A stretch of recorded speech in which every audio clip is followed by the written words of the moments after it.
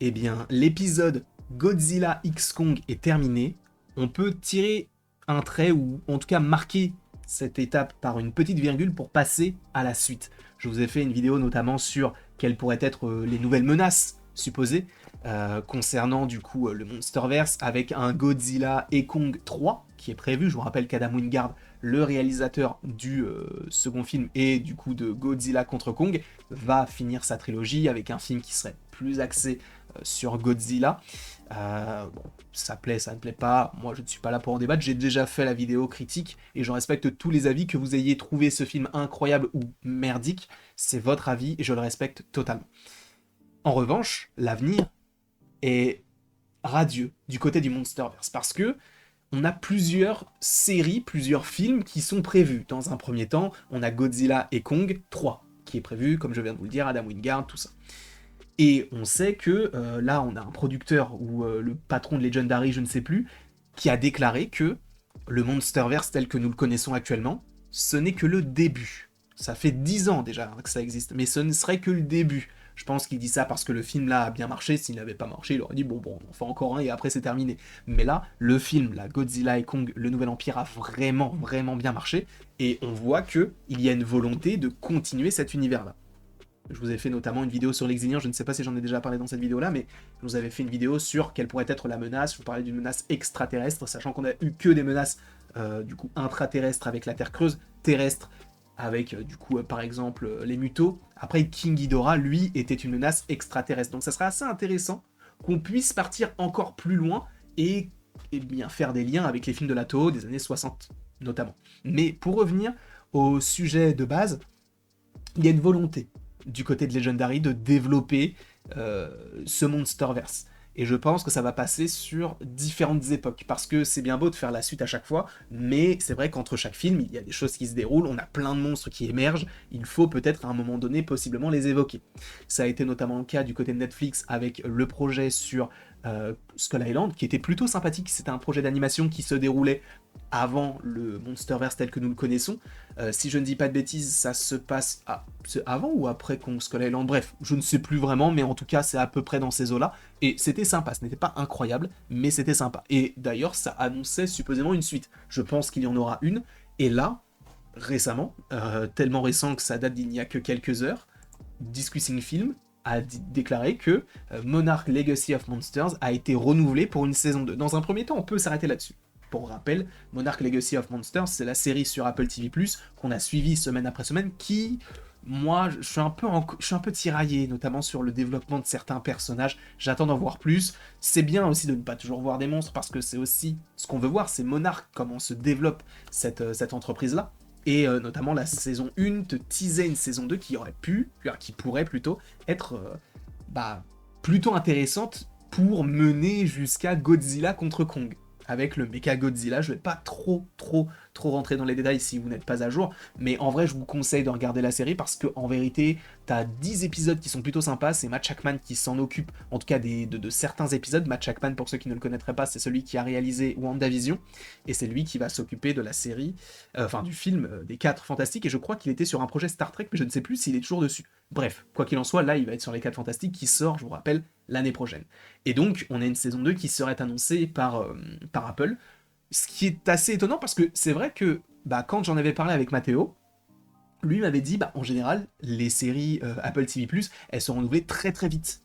Et là, ils ont pris un petit peu le temps. Est-ce que justement ils n'ont pas attendu le score du film donc qui était là pour recréer peut-être une hype, sachant que on n'a pas vraiment eu je dirais pas de bons retours, parce que les retours étaient plutôt positifs sur la série, mais disons que c'est pas forcément la série qui a suscité un énorme engouement. Donc, ou plutôt eux attendaient possiblement de voir comment ça allait évoluer, parce que si une série ne marche pas, c'est moins grave que si c'était un film, tu vois. Et là, le film a vraiment bien marché, donc ils vont évidemment continuer de faire cet univers-là. Je pense qu'ils partiront sur un troisième film crossover, et après ils repartiront sur un Godzilla d'un côté et un Kong de l'autre. Il faut bien les développer de chacun de leur côté, avec donc des séries qui sont entremêlées. Donc une saison 2 est censée arriver. Je vous rappelle que du coup à la fin de la saison 1, on a un teasing vers Apex, plutôt sympa, même si un peu tiré par les cheveux, mais bon, enfin, je suis un peu mitigé par rapport à la fin de cette saison. Et en plus de ça, si on continue le tweet, Apple développera également de nouveaux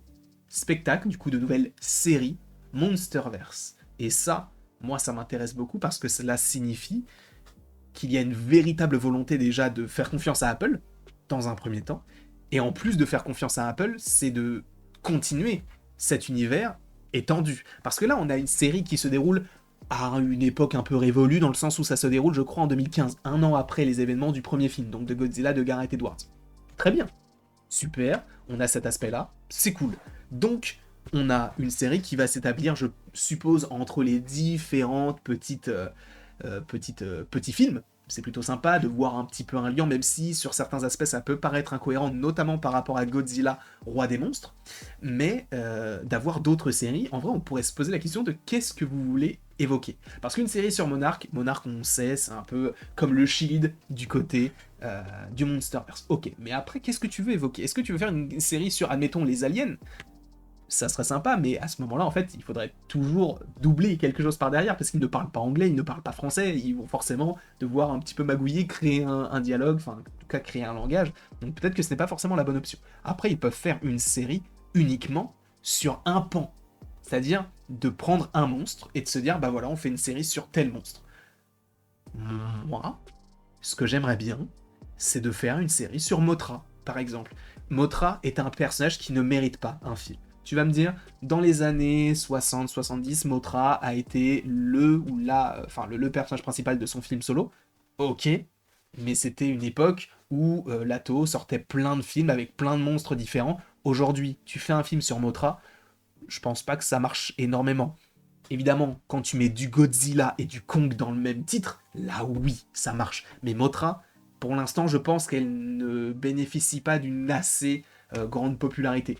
Après, ils peuvent faire Mothra Queen of Monsters, ça pourrait être assez intéressant, mais de faire ça, en vrai, moi j'aimerais bien. Tu vois, une série sur Mothra, parce que en vrai, c'est un personnage c'est un monstre qui est, à mon sens, l'un des plus mystiques. Il y a de la magie derrière, enfin une sorte de régénération, un côté un petit peu spirituel, notamment avec les Iwi, c'est hyper intéressant. Moi j'aimerais bien qu'on développe ça, parce que ça nous permettrait dans un premier temps eh bien, de développer possiblement Monarch et la Terre, mais en même temps il y aurait une connexion avec la Terre creuse. Donc ils peuvent supposément le faire. On verra. Après, en vrai, moi, je pense qu'ils peuvent développer ça, parce que si tu fais que des séries sur les humains, ça va pas être très intéressant. Alors que si tu nous développes un projet sur... Allez, en vrai, ils peuvent faire un projet sur la Terre creuse. Ça pourrait être cool. Un projet qui s'appelle Hollow Earth, moi je prends, tu vois. Un projet sur Hollow Earth, un projet sur Rodan, bon, je pense pas qu'il soit assez populaire. Mais Mothra, tu me fais ça, c'est superbe. Après, ils peuvent aussi faire une série sur un méchant qui pourrait arriver par la suite dans cet univers-là, ça serait très cool également. Il y a plein de possibilités qui s'offrent à eux. J'espère qu'ils choisiront les bonnes, parce que là, a priori, on te parle pas d'une nouvelle série, on te parle de nouveaux projets, avec un X pour nouveau et un S pour projet. Donc, j'attends de voir, mais a priori, ça sent bon pour le Monsterverse, que ce soit du côté des plateformes ou du côté du cinéma, puisque je vous rappelle qu'ils vont continuer de faire des films. En tout cas, je vous remercie grandement d'avoir été présent devant cette vidéo. N'hésitez pas à l'aimer, à la partager, à la commenter, à vous abonner, si ce n'est pas déjà le cas. Et après tout ceci, il ne me reste plus qu'à vous dire à la prochaine pour la prochaine. Et encore une fois, merci beaucoup à vous. Moi, je vais m'empresser d'aller sur Twitter pour aller suivre la conférence de Disney. Peut-être qu'elle sera nulle, peut-être qu'il y aura plein d'annonces. De toute manière, je suis là pour faire des vidéos à ce sujet.